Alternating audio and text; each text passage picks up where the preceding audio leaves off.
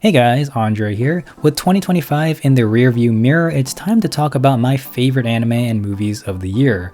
Today we'll just be focusing on anime, next week we're talking movies, so don't miss that one.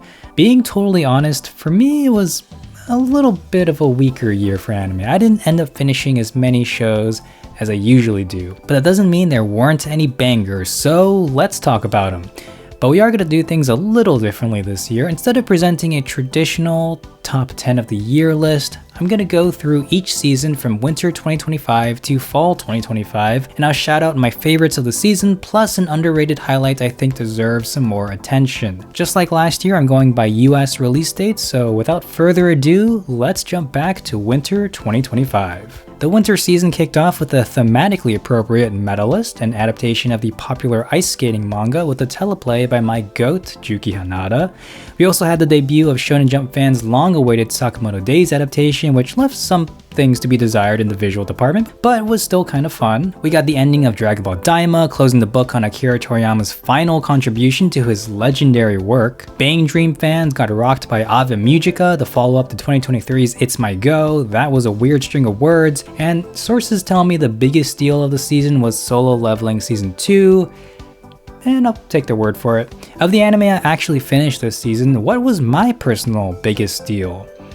Well, there was Flower and Asura, a studio bind adaptation of a manga written by the author of Sound Euphonium. Obviously, you'd think I'd be really into the show as a huge Sound Euphonium fan, but I unfortunately found it pretty underwhelming. That said, I do appreciate the author tackling different questions about the coming-of-age story than she did in Sound Euphonium. Like, is it okay to pursue a path just because you enjoy doing it, or will you not end up getting anywhere unless you are actively striving to be the best?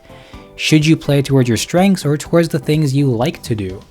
These are themes that Sound Euphonium doesn't really touch on as much. There was also Orb on the Movements of the Earth, which was almost unanimously loved, but ended up being another show that I liked, but was unfortunately not quite on the same wavelength as.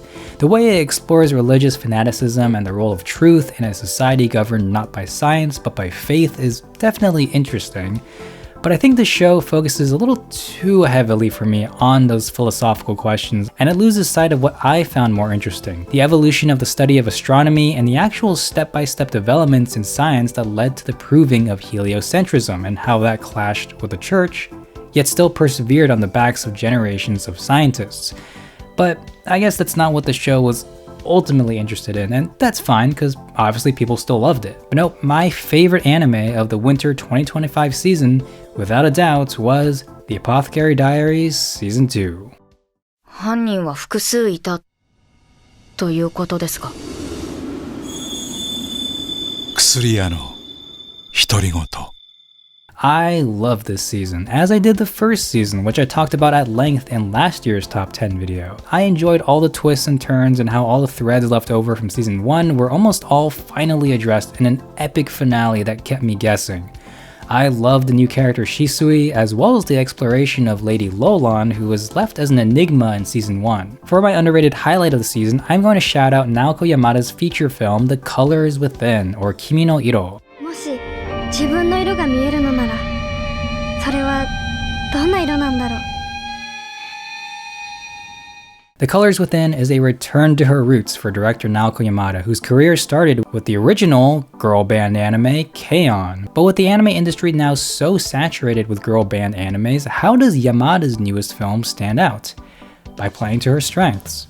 Spoilers, I'll be talking more about The Colors Within in my Best Films of the Year video next week, so stay tuned for that. While I'm here though, I also want to recommend Yamada's short film The Garden of Remembrance, which is very adorable and also surprisingly thought-provoking. Jumping into the spring season, we had the return of the classic anime Akage no An with their all grown up Anne Shirley. My Hero Academia showed up in incognito before its own finale season with the spin-off Vigilantes. Shonen fans also got reintroduced to a classic of the genre with Gosho Aoyama's Yaiba, which had an incredible production by Studio Wit. Uma Musume came out ahead of the pack with Cinderella Grey. Girl band fans got their fix with the electric Rock is a Lady's Modesty, and the Cute Girls Doing Cute Things crowd got Yuta Camp's sister series Mono about a photography club. And Shinichiro Watanabe came back with a new Adult Swim requested Cowboy Bebop-esque show with a killer jazz soundtrack, which is sure to go down in history as that one show that was kinda like Cowboy Bebop if it was maybe trying a little too hard, but had a really good soundtrack. But anyway, here are the spring anime I personally finished. First up, The Rose of Versailles. This film sets out to adapt the entirety of the Rose of Versailles manga, but in the format of a musical. An incredible idea with a lackluster result. Speaking of rushed, that is definitely one of the adjectives I would use to describe Kowloon generic romance, which had a really amazing setup and a first couple of episodes I really enjoyed. But as the mystery unfolds, it only gets more and more confusing, and by the end feels somehow both overwritten and underwritten. On the other hand, Witch Watch, the latest comedy adaptation from Shonen Jump, was surprisingly fun for me. Much funnier and more clever than I expected, and it became a weekly comfort show for me during the spring season. Another show I loved in spring was Apocalypse Hotel. What a weird little original anime. Apocalypse Hotel has some great, wacky world building and a fun set of characters, despite many of them being literal robots, but overall, still a really enjoyable show that's hard to predict as it sets up its own formula, then deviates from it multiple times over the course of the season. An extremely fun original anime. But it wasn't my favorite of spring. My favorite anime of the spring season was Mobile Suit Gundam GQuuuuuX.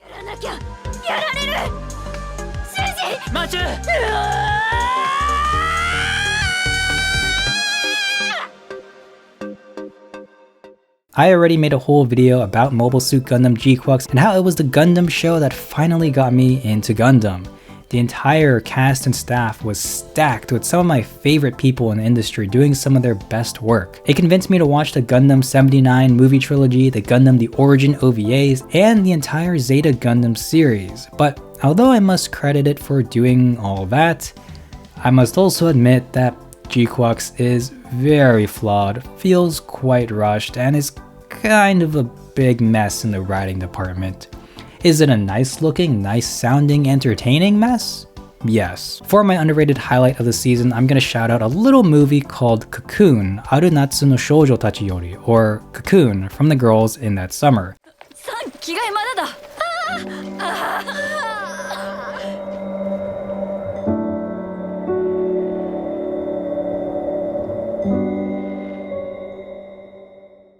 Cocoon tells the real-life story of the Hime Yuri students during the Battle of Okinawa in World War II. It's tragic, but hopeful, and tells the story with impeccable attention to detail and creative visual storytelling that could only be done in animation. It was produced by a longtime Ghibli staff member, which is why it kinda looks like a Miyazaki film, and while it only scratches the surface of the true tragedy of these students in its short 60-minute runtime, it still packs quite a powerful punch. Splashing right into the summer, we got the return of the long-awaited My Dress Up Darling with Season 2. We also finally got Dan Da Dan in Season 2 after its awkward cliffhanger from last season. Gachiakuta was the new shonen on the streets, meanwhile its shonen senpai, Demon Slayer Infinity Castle, slayed the international box office. While that was going on, Studio Orange's Leviathan and Studio Wit's Moonrise both kinda slipped under our radars and were instantly buried deep in Netflix's algorithm, though I've heard good things about them. Speaking of, The Fragrant Flower Blooms with Dignity saw itself wrongfully imprisoned in Netflix jail, while its fellow Netflix seasonal, The Summer Hikaru Died, roamed free on its intended weekly schedule. Turkey, Time to Strike got everyone talking for some reason. I didn't know Cute Girls Go Bowling could be so controversial, but I guess people are really passionate about bowling. And there's no other reason. And Panty and Stalking with Garter Belt made its big raunchy return. I watched the first episode and it was so fun. I really gotta get around to finishing it. But here are the shows I actually finished this season. First up, there was Milky Subway, The Galactic Limited Express, a web anime available on YouTube that's just 12 3-minute episodes, so it literally takes less than an hour to watch the whole thing. It's a fun little sci-fi adventure with great 3D animation and a really amusing, dry sense of humor. I also watched Takopi's Original Sin. This is another show I liked, but unfortunately might be on the wrong side of in terms of the general consensus. Directorially and visually, this is a freaking stunning production that deserves every compliment it can get.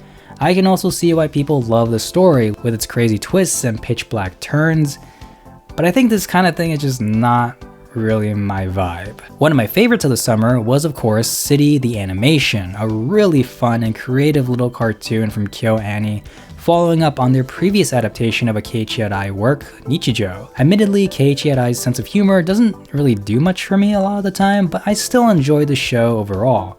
It also introduced me via the opening to the singer Furui Riho, who is now one of my favorite J-pop artists of all time. Seriously, check out literally all her music.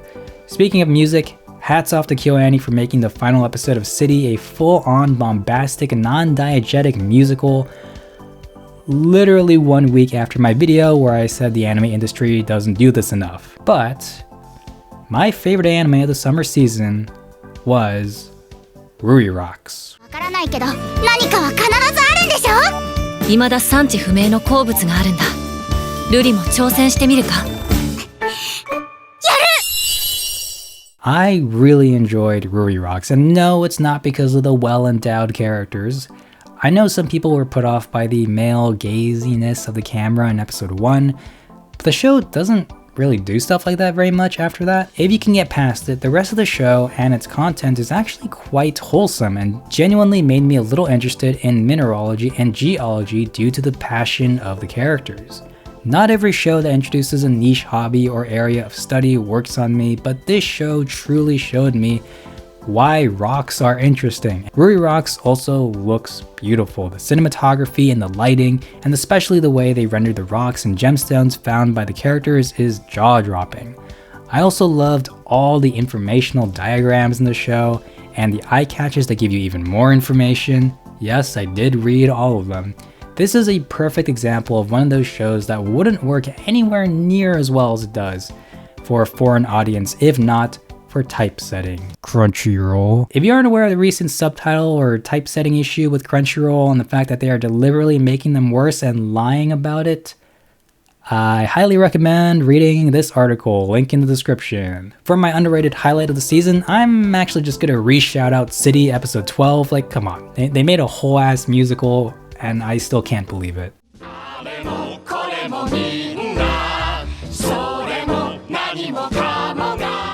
Alright, time to talk about fall, which was one of the driest seasons in a long time. But let's just get this out of the way first. We got the epic series finale to My Hero Academia. Congratulations to the entire cast and staff. Spy Family came back for its 3rd season, Star Wars Visions came back for its 3rd volume with all Japanese shorts again, and Science Saru came to town with the latest Paru Itagaki adaptation, Sanda. Yasuo Uematsu returned to cinemas with his latest work, Virgin Punk Clockwork Girl, and One Punch Man Season 3 happened. Okay? It happened. We don't need to talk about it anymore. Here's what I watched this season. Kicking it off, we have the film 100 Meters. Yay! Maybe I just hate good things. Or maybe I just don't vibe with Uoto's storytelling between this and Orb. I was really hoping to love this film. 1, because the animation is euphoric, that I cannot deny.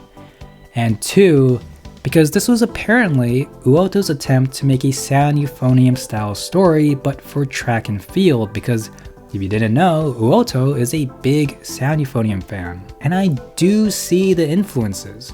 The senpai-kohai rivalries, the talent versus hard work themes, characters facing and growing from failure, it's all there. I mean, a lot of that stuff is just kind of inherent to most sports anime, and what differentiates Hibike is that it applies those to a female-dominated concert band setting, but yeah, it's there. I don't know. I unfortunately just didn't find the characters all that compelling, and the structure of the story felt a little disjointed for me. But again, animation, euphoric. I also watched Miss Kobayashi's Dragon Maid movie, which was very cute and looked amazing, as you'd expect from KyoAni, but story-wise, nothing too much to talk about. It was a fine movie, and I'm happy to support KyoAni in US theaters though. I also checked out Tatsuki Fujimoto's 17 to 26, a loving collaborative adaptation of Fujimoto's early one-shots that really elevated their source materials, particularly for Cuckoos, Woke Up as a Girl Syndrome, and Sisters. While I don't think the writing is that strong overall in these early works of his, I do recognize and love Fujimoto's affection for oddballs, weirdos, outcasts, eccentrics, hopeless dreamers, and doomed romantics. Threads he's continued to pursue to this day with total mastery. Speaking of which, my favorite anime of the fall season is of course the film Chainsaw Man the movie Reze arc.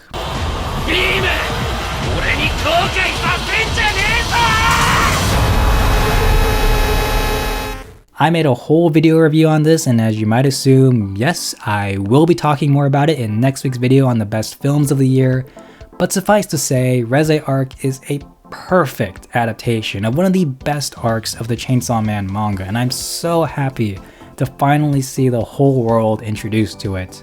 And honestly, this adaptation made me fall in love with it even more. It's a sad movie, but it's a really goddamn fun sad movie, and in my headcanon, this is the movie Nicole Kidman is watching in the AMC ad. For my underrated highlight of the season, I'm going to shout out a particular short in Star Wars Visions Volume 3 titled Black.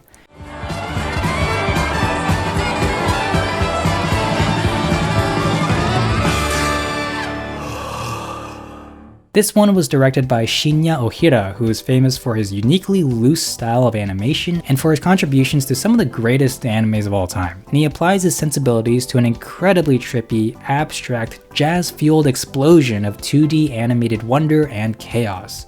This is easily the most purely artistic and expressionistic piece of media to come out of Star Wars, maybe ever, but at the very least during the Disney era of Star Wars. And with that, those were my picks for the best anime and underrated / overlooked gems of 2025. Obviously, I missed out on some good ones, so let me know in the comments below what your favorites were. If you have any recommendations you think I would love, let me know. Next week, we'll be talking about my favorite movies of the year, and that video will be a traditional ranked list. And like I said today, I will be talking more about Chainsaw Man Reze arc and The Colors Within in that video. Where did they end up on the ranking? You'll just have to see. And as always, thank you so much for watching. You can support the channel here, and have an awesome day.